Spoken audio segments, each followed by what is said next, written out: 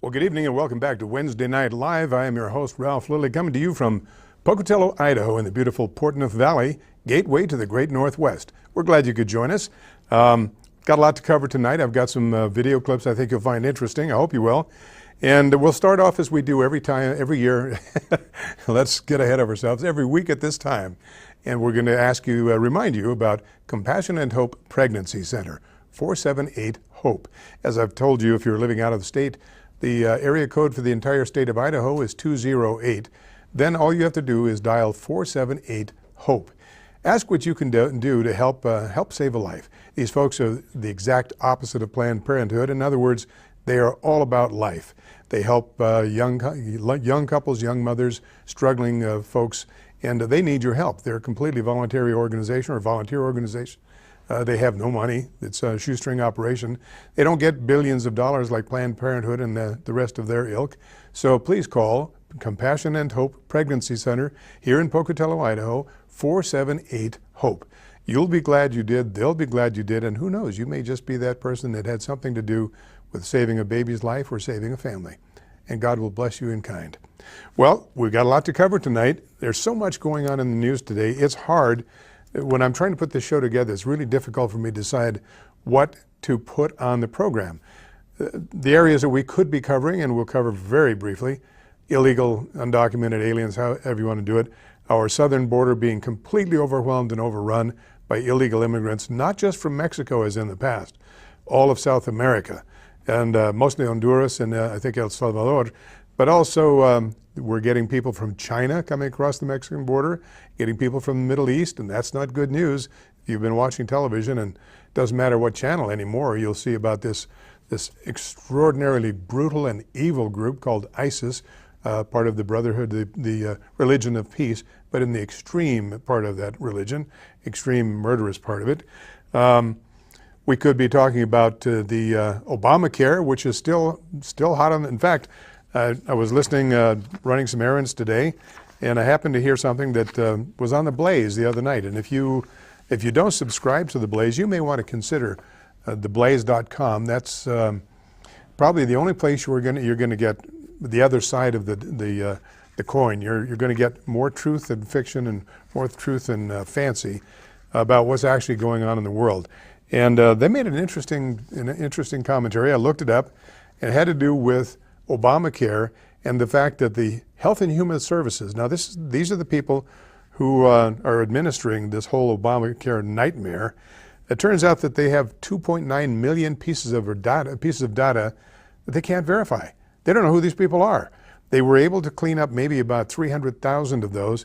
So you have over 2 million people, and according to their own information, it says they use the word inconsistencies because, you know, the bureaucracy, whenever they're talking about how they've been caught with their hand in the cookie jar, they always like to use these cute little phrases. This one is an inconsistency.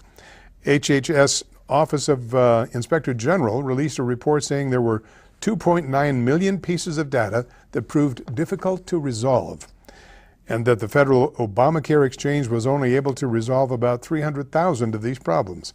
That left 2.6 million inconsistencies that could not be figured out, most of which dealt with whether the applicant was a citizen or lawfully present in the United States, and whether their income qualified them for health care subsidies. So as we've been seeing for, well, years, the right hand doesn't know what the left is doing when it comes to the Obamacare thing. Biggest scam ever perpetrated upon the American people. You might want to look this up. It was this actually is an old article I took this from. I just heard it today. It was being talked about. This actually was on the Blaze for July 1st. So it's not like it's real new. It was new to me. Very good article in today's Idaho State Journal, one of those letters to the editor. I wanted to share it with you. For those of you who don't subscribe to the Idaho State Journal, which a lot of my viewing audience doesn't, God bless you. But those of you who read it, just bear with us. This is in today's paper, termed Federal Midterm Elections. And fellow Pocatello voters, federal midterm elections are approaching. Here are a few facts to ponder when selecting a suitable candidate. In answer to some of the unreported questions about why is America nearing bankruptcy, I would like to offer the following.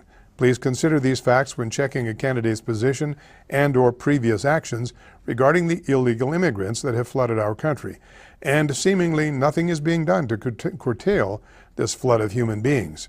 Also, please bear in mind that many of the facts stated below on the article are 2 to 5 years old, so this is not even the most current information. Number one, $11 to $22 billion per year is spent on welfare programs for illegal aliens by our state governments.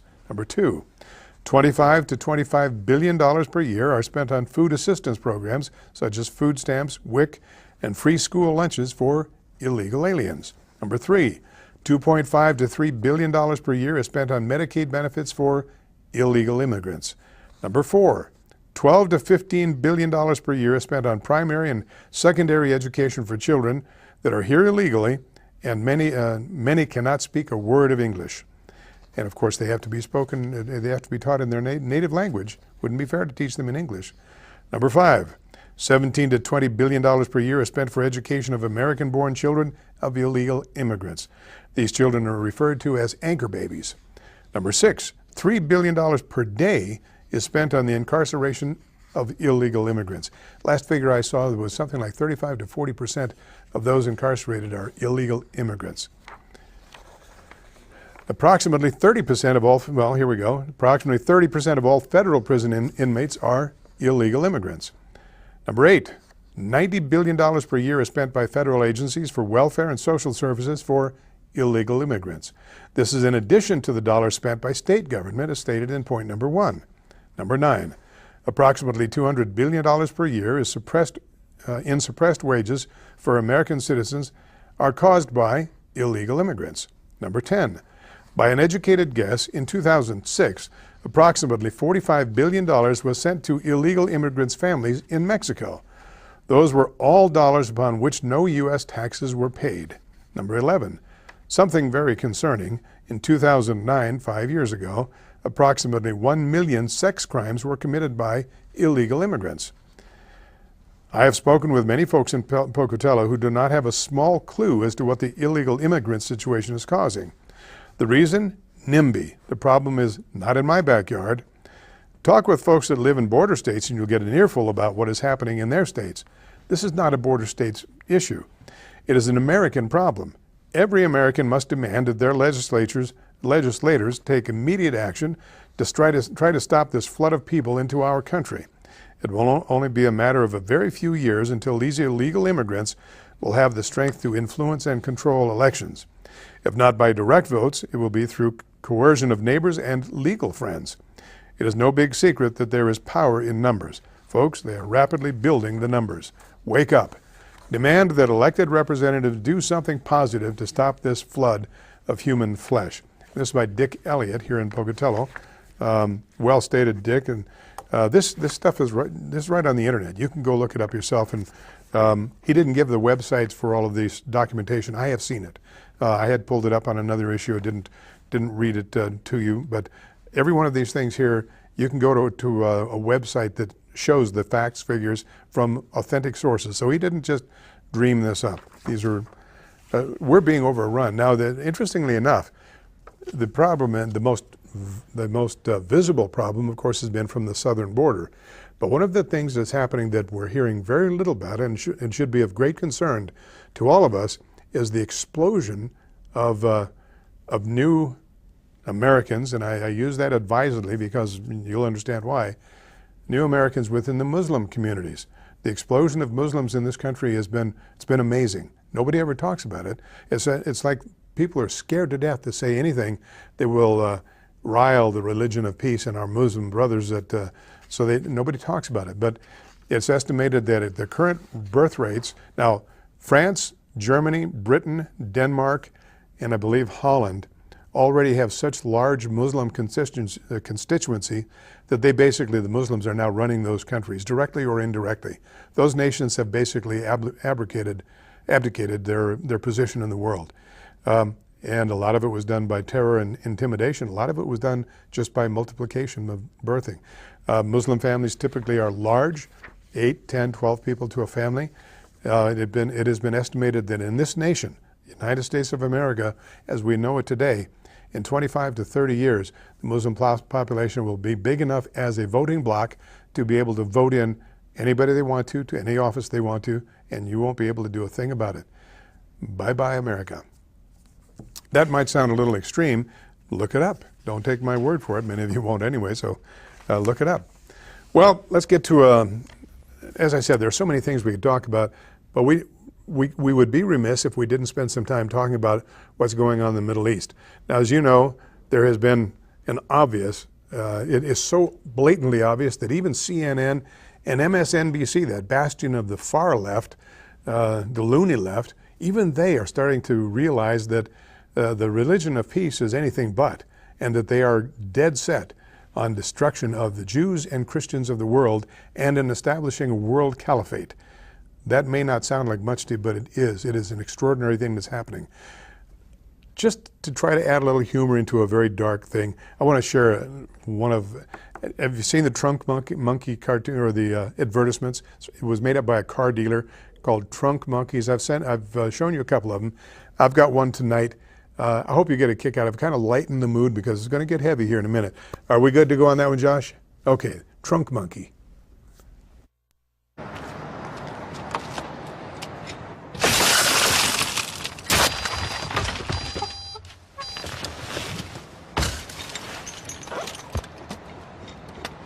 The Trunk Monkey Theft Retrieval System. Because sometimes getting your car back is simply not enough. Another revolutionary idea you'll only find at Suburban Auto Group, pending approval by Department of Agriculture. Now, why did I show you that besides the fact that it's funny? It's not unlike, as an allegory, if that's the right word, as what's going on between Israel and Hamas right now. Hamas has been sneaking in underground to annihilate the Jews. They've been shooting rockets, over 3,500 rockets, at the Israelis, and the Israelis caught them in the act, and they smacked them and threw them off the bridge. And they are howling mad. Well, yeah, you get caught with your hand in the cookie jar. That's making light of a dire situation. Now, several months ago, I shared a DVD with you. I think it bears repeating because it was so prescient at the time that I think maybe some people missed it, or maybe they just didn't want to see it because of who the speaker was. But this was Representative, or I should say, Senator Rand Paul, and he was at the Liberty Values Summit. And Rand Paul, you know what, Josh, we're going to have to skip that. I misread that. That is too long. We can't show that. Rand Paul. At the one I showed you, it's a 19-minute DVD, and I read it as 9 minutes. I was going to share it again with you tonight. Rand Paul talks about the very thing we're seeing happening right now in the Middle East, about the attacks on the Jews by Hamas, whose stated goal in their reason for existence is to annihilate Jews. And you'll see that being spoken in a few moments by one of their imams, or whatever they call their clerics. And they make no bones about it.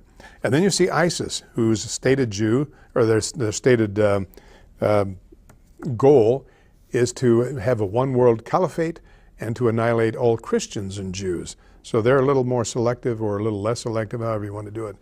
And if you've been watching what's been going on this last week with this horrible tragedy that's going on in the Kurdish area, up around Erbil, I think that's how you say it, in northwestern Iraq, the purposeful slaughter of Christians by the religion of peace extremists, the ISIS people.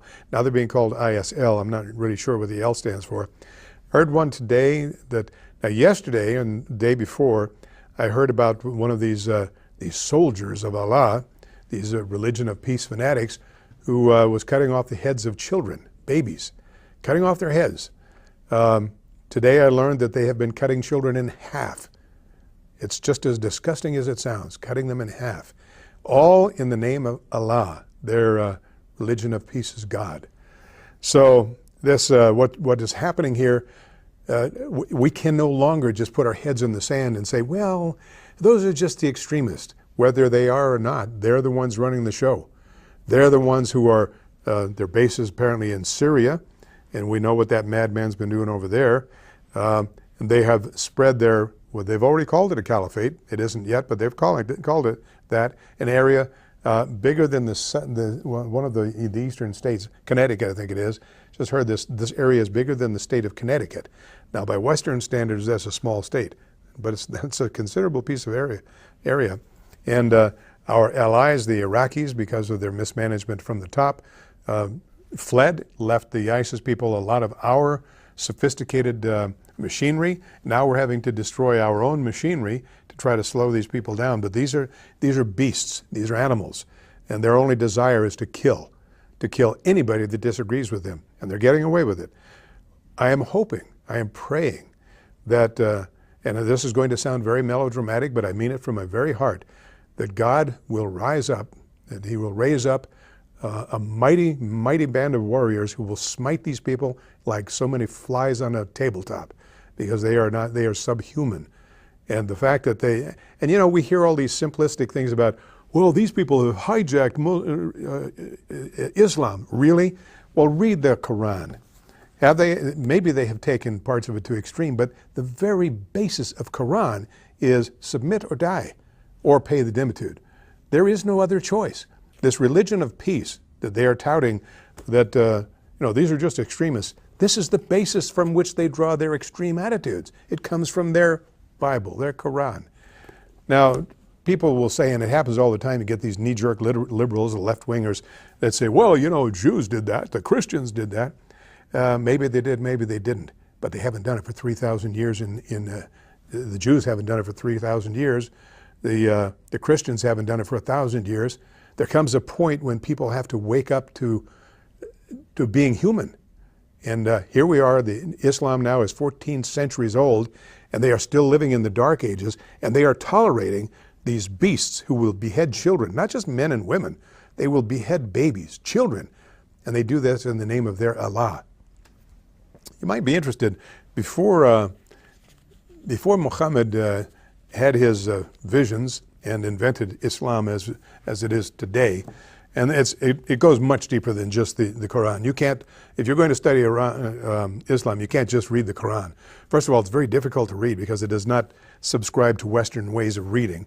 But without hadith, this is really doesn't have a whole lot of importance. These are the rulings, if you will, that support and give impetus or emphasis to parts of Quran. Before Muhammad put this religion of peace together, most of Arab was worshiping, excuse me, basically three goddesses: Al-Uzza, Al-Lat, and Al-Manat. And each of these, you can go on the internet, and I think you find it kind of interesting what was being worshipped before. But and then there was Allah. Now the A-L is in the word Allah, or the name Allah.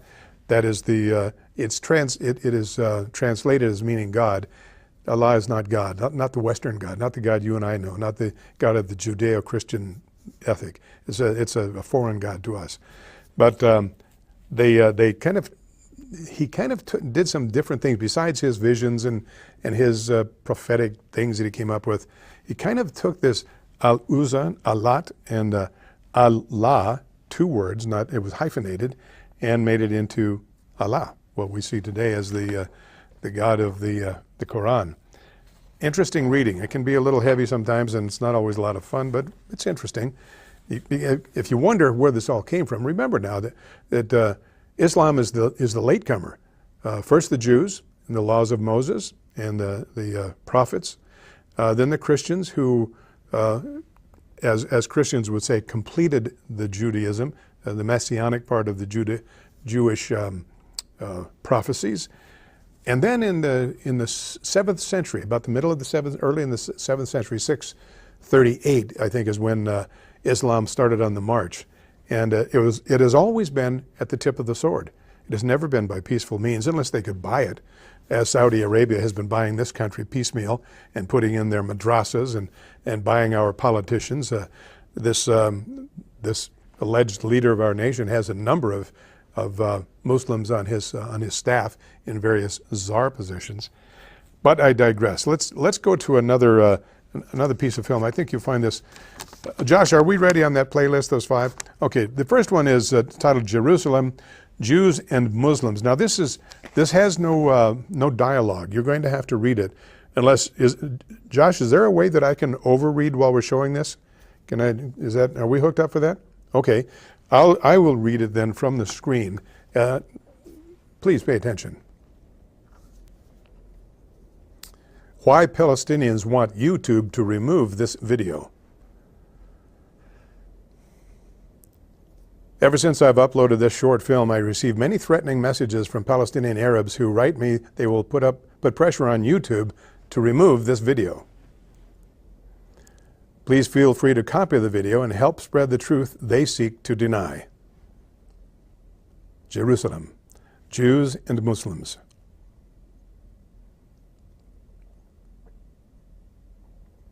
Now this first part is without any background, so bear with me. It's just meant to be quiet. Jerusalem, one of the most controversial places in the world. Jerusalem has been a Jewish holy city since the days of King David, 3,000 years ago. At that time, the Arabs were still pagans who used to worship idols such as Al-Uzza, Alat, and Al-Mat at the Kaaba, the Jahiliyyah period. I'm probably not saying that correctly. Islam, the youngest among the 3 monotheistic religions established 1,400 years ago, some Muslims believe Jerusalem is an Islamic holy site. In the year 638 CE, the Muslims captured Jerusalem from the Byzantines and built the mosque on the site of the Jewish Holy Temple.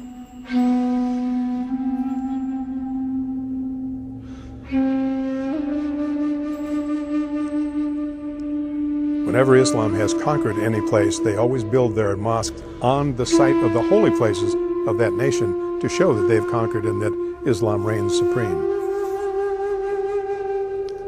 This site is said to be built upon the second temple. Is Jerusalem holy for Muslims as it is holy for Jews? Well, look at their direction of prayer. Jews pray facing Jerusalem and the Temple Mount.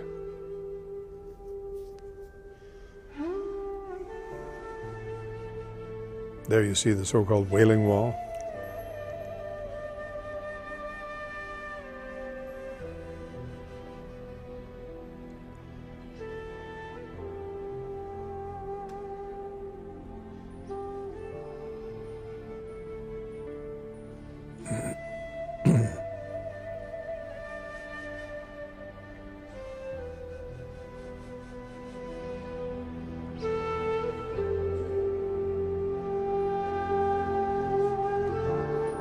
Muslims pray toward the city of Mecca in Saudi Arabia.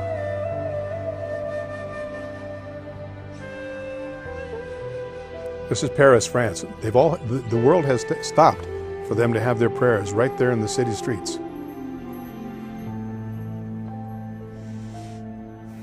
When they pray in Jerusalem, they point their behind to the Dome of the Rock and the Temple Mount. I'm talking about when the Muslims pray. There they are showing their disrespect for Judaism, Christianity, because they're facing Mecca.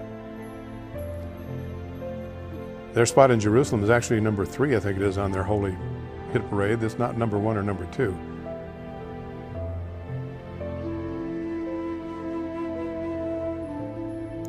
An Islamic holy site, Palestinians use the Temple Mount as a playground where they have picnics and play soccer.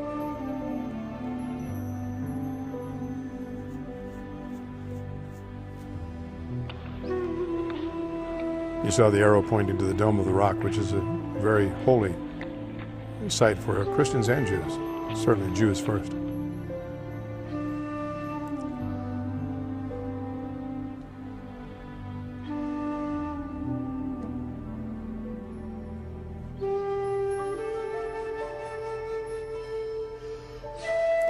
At least they're not shooting at anybody, so maybe that's a good thing. They're playing soccer instead of shooting rockets at the Israelis.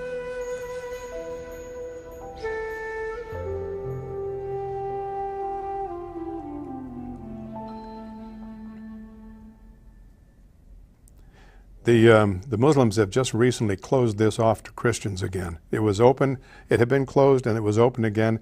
Now they have rioted and closed it off again so that Christians can no longer visit it. This is Sari Noisbeth.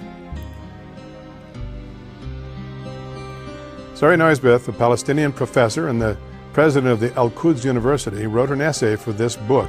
Now, Al-Quds is the Hebrew or the Arabic word for Jerusalem, where heaven and heaven. In this essay,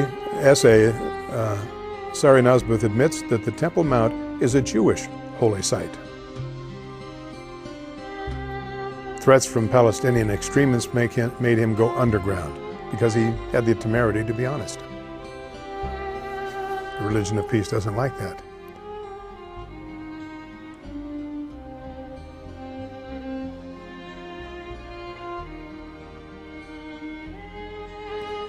Deep down, the Palestinians know they are occupying a Jewish holy site, and from time to time they start riots on the Temple Mount. This is a riot on the holiest site in all of Judaism, and the Muslims are having a little fling there. While rioting on the Temple Mount, they vandalized their own mosque. The carpets are covered with rocks and broken chairs.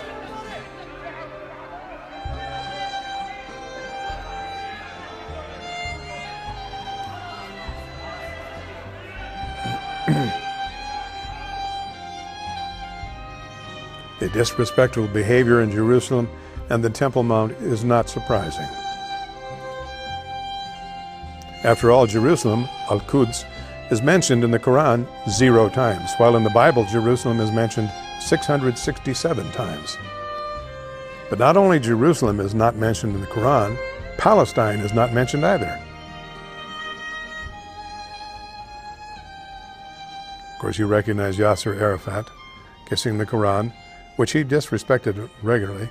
Surprisingly enough, the Holy Land is mentioned in the Quran as the land that was written by Allah for Israel, and even tells the Jews will return to their land. From the Quran, the Jews are ordered to live in the land of Israel, and even a time will come when they will return there. Quran 5:21, Moses, O my people, enter the Holy Land that God has written for you. In the Quran, hopefully you can read that better than I can.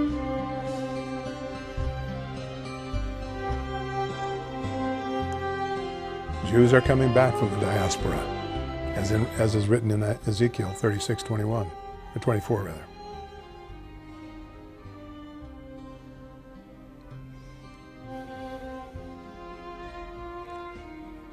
These are Jews returning from all over the world, the Middle East, Europe, all over the world, returning to what is modern day, well, it was new then, Israel. Ethiopian Jews.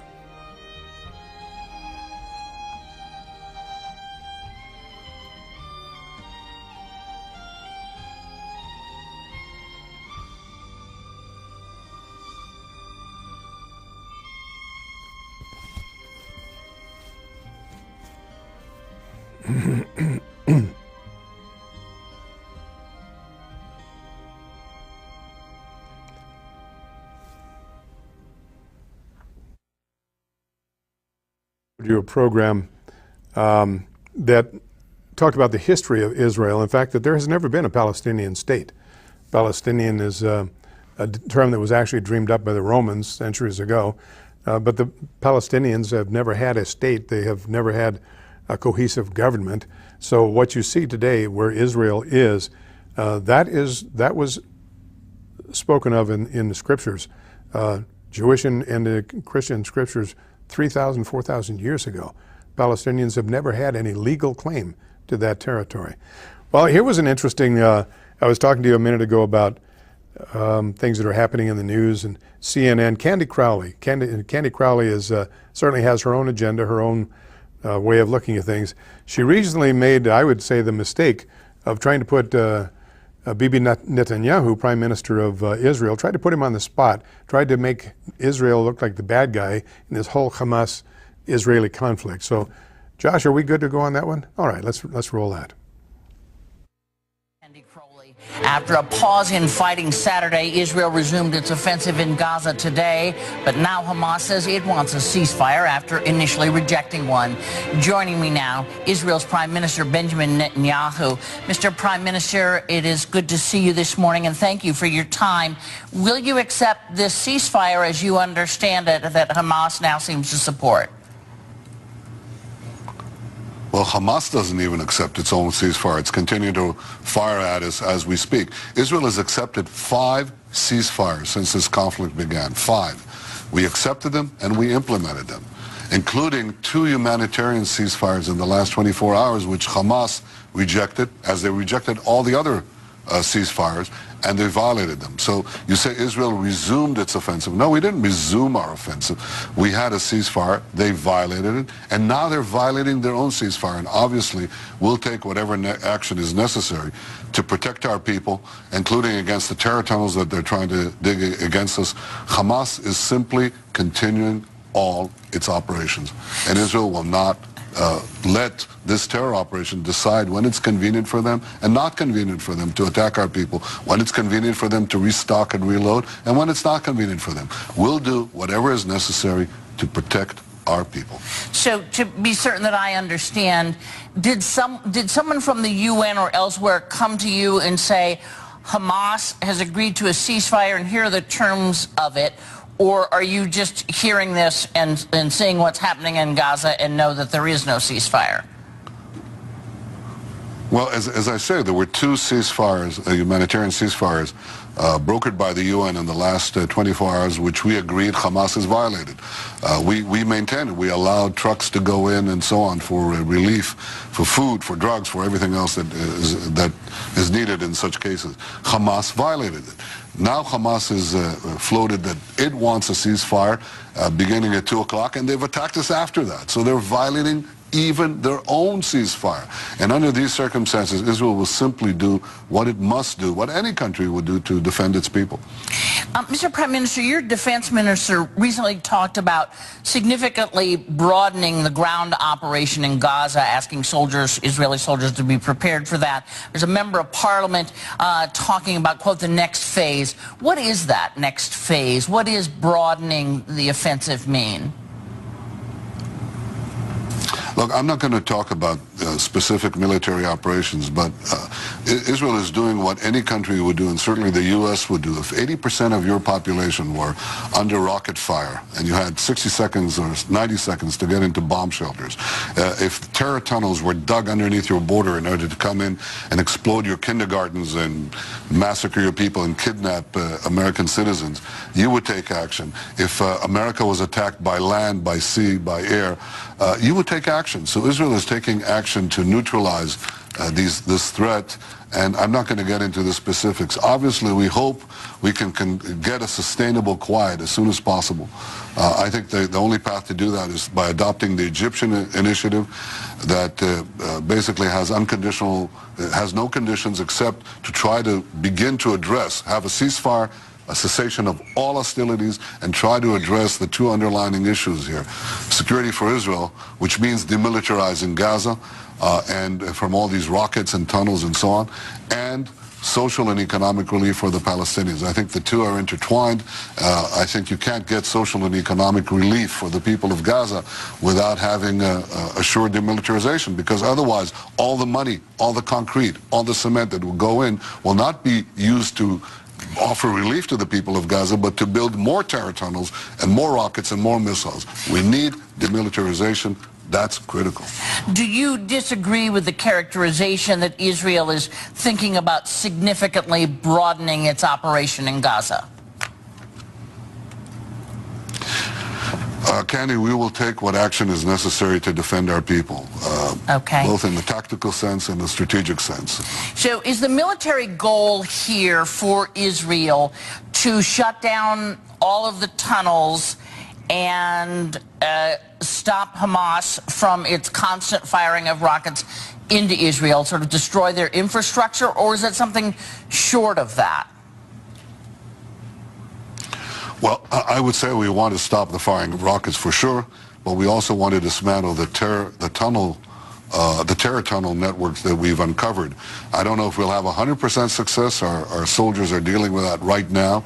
Just imagine, I mean, these are, you know what these tunnels are? I mean, Hamas received international aid from the Qataris and from others. They've received a lot of money, and people said to us, enable concrete and cement to go into Gaza so they can build Gaza, build schools, build hospitals and so on. They took all that cement and built this vast tunnel network penetrating into Israel so they can come out under our towns, our cities, our schools, and explode our children, explode our kindergarten. They took money that was cement that was meant to build kindergartens for Palestinian children and used it to dig tunnels to explode our kindergartens. So obviously this is just a non-starter. It has to stop.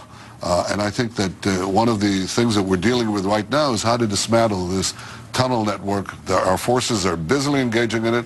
I don't think we'll have 100% success. I can't guarantee that, but we'll have major success. We already have achieved major inroads on that. Mr. Prime Minister, you know there is a battle on the ground, and then there is a battle in the headlines. My question to you is whether, given the recent demonstrations we're now seeing in the West Bank and the anti-Israeli rallies that we're seeing in some areas of the West, do you think are you worried that you are making more enemies than you are killing? Well, Hamas is betting on this because Hamas is betting on the fact that people don't have the context, that they can hoodwink people, basically mislead the entire world. First, I'd like to blow up the West Bank. There's no question about it. And I think President Abbas is charged with the responsibility, formal and practical, of keeping things under control there, because Hamas would like, obviously, to have explosions there as well. Secondly, vis-a-vis world opinion. The world is responding to something that is heart-wrenching, and that is any civilian casualty. We don't want to see a single civilian casualty. We're not targeting a single civilian, but we're faced with a very ruthless terrorist enemy that, you know, Lords bin Laden accused the United States of killing him, is recognized as a terrorist organization by the United States, by the EU, and anybody with a right mind understands this. And they don't care about not only targeting our civilians, but hiding behind their civilians as human shields. When we ask Palestinians to leave the places from which Hamas is firing against us, Hamas is telling them to stay. Why are they telling them to stay? Because they want to pile up more and more dead bodies of Palestinian civilians. So when you look at the civilian tolls, which is what people are responding to, I ask decent people everywhere to remember this. Hamas is responsible for that. Hamas is responsible, and Hamas should be held accountable for these civilian deaths. And yes, it is a fact, and people have shown that Hamas does hide weaponry in schools, that it does urge civilians to stay, even though Israel is saying get out of there. But does all of that, in your mind, relieve Israel of its stated desire not to have any harm come to civilians? Is there something more you could be doing looking at what we're seeing going on in Gaza in terms of the victims? Candy, we're doing everything we can, and the history of warfare has not yet enabled any army, any civilized army, the army of a democracy like Israel, to be able to deal with a ruthless terrorist enemy that uses civilians as a human shield without having some incidental civilian casualties. Israel does not target a single civilian. But if you think of what you would do, what the United States would do under similar circumstances, you would act at the very least in the same way, and many countries have. I think this is... But you know that civilians are there, so I guess my question is, if you know that civilians are there, intermingled with Hamas, is there a responsibility to try to figure that out with more precision than it seems to be figured out at this point? Well, we're doing exactly that. We're doing exactly that. But remember, Hamas is firing at our cities, at our people, firing from these areas, from these homes, from these schools, from mosques, from hospitals. They're actually using them as weapon storage, as command posts, and as firing positions, or right next to them. And so what would you do? Would you say, all right, we can't do anything because they're hiding behind civilians? That's their whole strategy. You'd actually give them immunity. You'd give terrorist organizations a powerful weapon. If you say that democracies, a legitimate democracy, cannot act against a terror organization because it is using civilians as a human shield, and therefore it should absorb attacks on its own civilians, on its own forces, you're giving them a tremendous victory. And I think that's wrong. I think you want to minimize, as we do in any way that we can, civilian casualties, and we don't target civilians, but you don't want to give the terrorists the immunity because they use civilians as a human shield. That's a mistake. I don't think Americans or Europeans or Asians or anyone else would want to have this established as a principle. That's deadly for the peace of the world. A great victory for terrorism, that would be. Prime Minister Benjamin Netanyahu, again, I thank you for your time this morning. The only conclusion I can draw about Candy Crowley is the woman is vacuous. The questions she asked are ridiculous. I love the first one that she asked, well, did you get this word from the UN or did you guys just make it up on your own? The man has infinite patience because he actually addressed them as if these were legitimate questions. He was able, I think, to make some pretty good points. You know, it'd be a rather bad analogy perhaps, but suppose you were asleep in your bedroom, you know, minding your own business, you're asleep, and your next door neighbor, for whatever reason, he doesn't like your cat or something, in the middle of the night opens fire on you. And you grab your wife and the kids and you run to the bathroom and you're hiding in the tub waiting for him to quit firing. After about 2 or 3 nights of this, if the police didn't respond, you're going to do something about it. And then, when you go over there and you know you take your rifle or whatever and you go after this guy who's been doing this to you night after night, and then the police, the UN, public opinion, whatever, come in and say, "Why are you abusing this poor fellow?" Yeah, well, yeah, he was shooting at you, but come on, you got to think about don't shoot back. You might hit his family. He was shooting at my family. I don't know if that's a good analogy or not, but the woman's vacuous, and I applaud his his ability to put up with her inane questions. Well, the next DVD I have for you is from a young woman who is obviously very passionate, and I think you will see this in a way. She sounds almost like she came from the 60s, speaking about freedom issues or whatever you want to do it. But she makes an extremely valid point. Now, she's from a group that calls themselves DYF. I don't know what the DYF stands for. And you might have a little trouble getting the cadence of her speaking, but stick with it. It's only about 4 minutes. I think you'll find this very interesting. Josh, are we good to go? Thank you.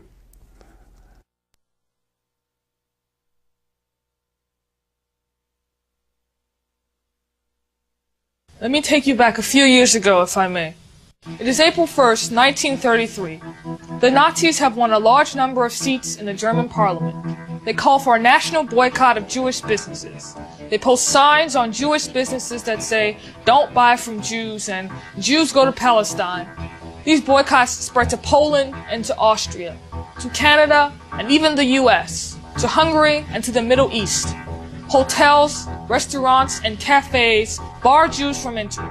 Jews are not allowed to become teachers, professors, judges. These laws accumulate between 1933 and 1939. The end result of this is genocide. Let's fast forward a bit in time. It is July 9th, 2005. 171 Palestinian non-governmental organizations create a campaign calling for the boycott, divestment, and sanction of the Jewish state, the State of Israel. The movement gains traction. More than 20 organizations from 13 European countries endorsed this campaign. In Canada, in 2005, Israeli Apartheid Week begins in Toronto. In 2009, several French organizations voiced their support of the movement. In 2010, Australia holds its first national BDS conference. In 2011, the American National Middle Eastern Presbyterian Caucus endorses the campaign. In 2012, Penn State holds a BDS conference, where men and women purporting to stand in the name of human rights call passionately for the annihilation of the Jewish state. The year is 2013, ladies and gentlemen. How far will you let it go? Imagine what you would do if you were approached by someone who simply said that the Holocaust never happened. What if they denied to your face that 6 million Jews were killed? What if they praised a Nazi and called him one of their heroes? Don't think it could happen? It happened right here at this institution last November on a day that was called Diversity Day. How would you respond? In December of last year, almost 400 students gathered at Northeastern University and chanted Hamas's genocidal chant, "From the river to the sea, Palestine will be free." Over and over and over they chanted for the death of the Jewish state. How will you respond? In Egypt, during the Arab Spring, Egyptians chanted at a soccer game, "One nation for new Holocaust. One nation for new Holocaust." Over and over they chanted for the death of the Jewish people. How would you respond? Anti-Semitism is rising, ladies and gentlemen. Jew hatred is spreading. That thing we said would never happen again is happening. In Hungary, Britain, and Spain, anti-Semitism has increased. Last year, there were 386 anti-Semitic acts in France alone, up 45% from the previous year. In the Middle East, Mein Kampf is a bestseller. Hitler is routinely praised. The Holocaust is routinely denied, and they call daily for another one. How will we respond? We are here because it is our duty to speak. It is our duty to act. It is our duty to strive towards a day when the Zionist dream will no longer be delegitimized, when the term will no longer be a dirty word. Let us define it today, once and for all. To be a Zionist is to believe in the self-determination of the Jewish people, the right of the Jews to settle in their ancestral homeland, like any other people on the face of the earth. And as the Declaration of Independence of Israel so aptly states, we extend love and peace to our Arab brothers and sisters. We desire to live in harmony with them, to raise our children up so they may grow together in peace, so that the world may look upon our example as an ideal to strive towards. But to those who would delegitimize the Jewish state, to those who call for its annihilation, to those who hold Israel Apartheid Week, to those who perpetrate BDS on college campuses, and to those who deny the Holocaust while calling for the next.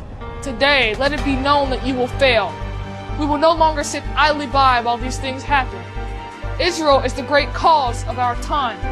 As Americans, we will stand by her, for it is right, it is just, and it is good.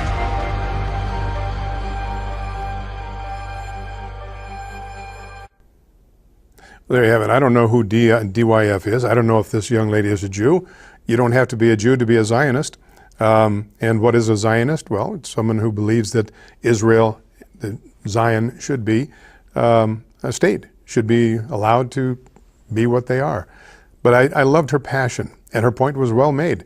The exact same things that Hitler was doing in the 30s, we're seeing this happening now from Hamas and a lot of the leaders of the religion of peace. And it isn't just happening in the Middle East, it's happening in our own country. In her case, it happened in the University of Louisiana, New Orleans, whatever it was. It's a sickness, it's an illness.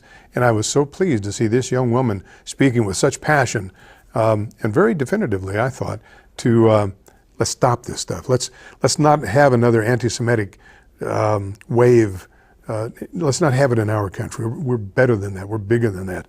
And let's see what we can do to dissuade other countries from it too. France is a lost cause. France, Paris, I understand, is basically surrounded by Muslims. So if you leave Paris, your life is in peril anyway. They're pretty much going to do what the Muslims make them do, what they tell them to do. Same in Belgium, Holland, Great Britain. It's astonishing what's happening in Great Britain. It's happening all over the world. Have you ever wondered how the Hamas was able to smuggle all these rockets into the Gaza? There's a blockade on the ocean, so you should think they shouldn't be able to get through there. They don't have any airport going in there. How do they do it? This next very brief little film gives you kind of an idea of how and what they've been doing. Josh, we good on that? Okay. When Israeli forces intercepted a suspected vessel sailing from Iran, this is what they found on board. The M302 rocket, manufactured in Syria as a deadly weapon. Its most advanced model has a strike range of up to 200 kilometers. That's nearly all of Israel from the Gaza Strip to Nahariya, or in other words, from Amsterdam to Brussels. The rockets were shipped from Syria to Iran. There, they were hidden in cargo crates among bags of cement and secretly stashed aboard a civilian ship. This technique has been used in past smuggling attempts from Iran, including the case of Victoria, which held 50 tons of weapons, the Karine A, which held 50 tons of weapons, and the Frankop, which held 500 tons of weapons. The M302 were first fired at Israel during the Second Lebanon War in 2006. Then they struck major cities such as Haifa and Afula. Now, with a range of up to 200 kilometers, strategic sites like Jerusalem, Tel Aviv, and Israel's coastal gas fields are under threat, as well as millions of lives.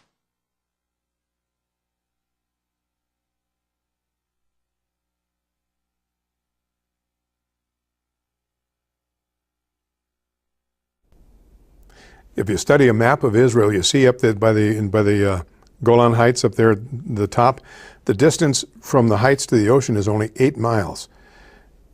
It's 15 or so miles from Chubbuck to Inkum. Can you imagine if they were firing rockets at you from Chubbuck to Inkum? And yet the detractors, those who want Israel to fold and want to kill all of the Jews and all the other, and Israel is not all Jews. There are hundreds of thousands of Christians there. There are 1 million Arabs there who are Israeli citizens. They have members in the Knesset. It is not just Jews. It is a democratic nation made up of many peoples. So doing away with Israel is not just killing Jews. It's killing Christians and many others, killing Palestinians also. All right, so that's one way that they get the things in. Of course, we know about the tunnels, and for some time we thought maybe there were 32 to 36 tunnels. Today I learned that there apparently were 40 or more, and that they may still uncover some. So imagine helping your neighbor. Your neighbor says, "I'm broke, I'm hungry, please help me out." And so you give your neighbor $1,000, and he invests in a shovel and cement to build a tunnel under your house so he can come up and kill you some night and steal all your goods. Gaza and Israel. All right. Now, this next little film clip is very, very brief. I hope you'll watch this. If there has been anything that I've seen on television that explains the mindset of Hamas and of the other religion of peace brothers who would like to destroy mankind, anybody that does not submit, that does not Islam, all Christians, Jews, just Hindus, Sikhs, it doesn't matter. Anybody who will not submit. But in this case, this one is particularly virulent by, I guess he's an imam. I don't know how they clarify clerics beyond that. Hamas spokesman. Very brief. Please watch this. We're good on that, Josh? Okay.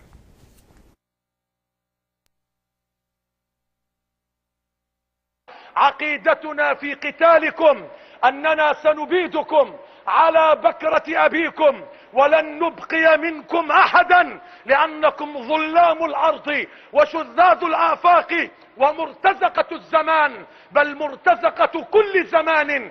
راجعوا التاريخ أيها الإخوة، فما وجد اليهود في مكان إلا سعوا فيه فسادا. ألم تقف على قول الله يا مسلم؟ ويسعون في الأرض، والألف واللام في كلمة الأرض تفيد الشمول والعموم، ويسعون في الأرض فسادا والله لا يحب المفسدين. Yeah, all this peaceful language, no wonder there's problems, the religion of peace. Isn't it an interesting contrast between what we as Westerners, whether we're Christians or Jews, our religion teaches a religion of redemption, of love, forgiveness, and the religion of peace teaches one thing: death. It is a religion of death. That's their only hope, martyrdom, to die for Allah. What a wonderful, peaceful religion. There's a lot of peace in the grave, that's for sure. I wanted to share a couple of other things quickly with you. Now, this is actually a little bit older, but I think this was out of the Sydney Morning Herald. This goes back to February of this year. Grenade attack on cinema kills 13. Peshawar, Pakistan. Assailants threw grenades into a crowded movie theater in northwestern Pakistan, killing 13 people, officials said, in an attack that shows the challenges as negotiators face off in talks between the Taliban and the government. Taliban is just another arm of Islam. One of the grenades blew up on the main floor, and 2 more exploded inside the theater as about 80 people were watching a movie called Yarana, which means friendship in Pashto. officials said. The floor of the cinema was streaked with blood, while some of the seats were torn from the force of the explosion. No one immediately claimed responsibility for the attack, which occurred in Peshawar, a city near restive areas on the Afghan border that are home to Pakistani Taliban and al-Qaeda-linked foreign Islamic militants. Many militants groups view movies and other forms of entertainment as obscene Western influences.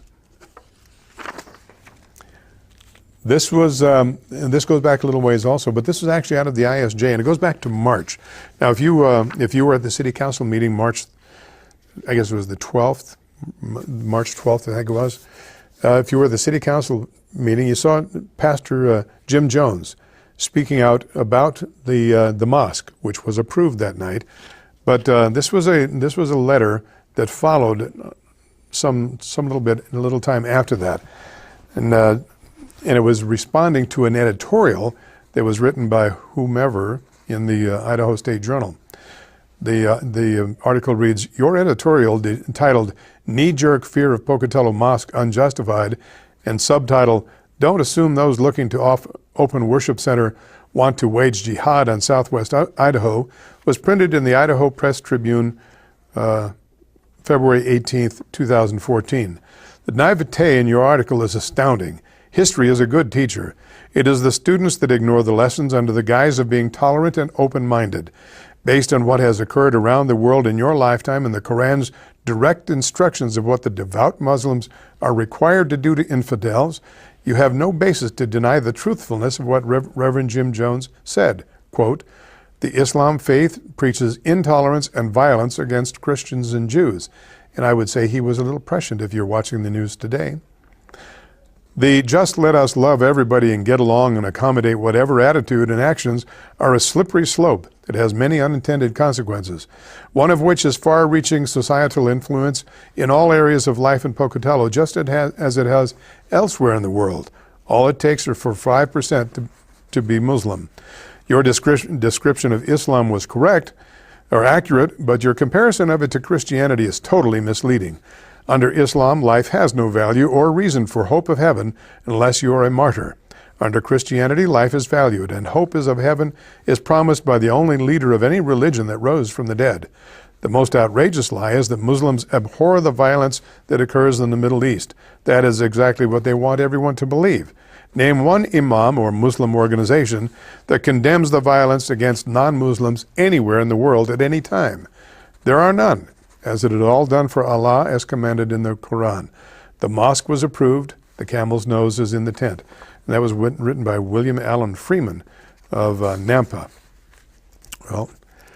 Well, we're about out of time. There's so much to cover, so little time to cover it. Please, please, please watch the news. And don't just stick with Fox or CNN. CNN has more in-country news, so you might find it useful, but study. Now, there's a book I would highly recommend. I'm going to do this quickly. The Politically Incorrect Guide to Islam and the Crusades. Buy it on the internet. Study. There's a very quick study on what the religion of peace is all about and what they plan to do to you and me. In the meantime, God bless you, the God of the Western Christian and Judeo-Christian ethic. Have a good, safe week, and I hope you'll tune again next week where we will talk about other items of interest. God bless you and yours. Good night.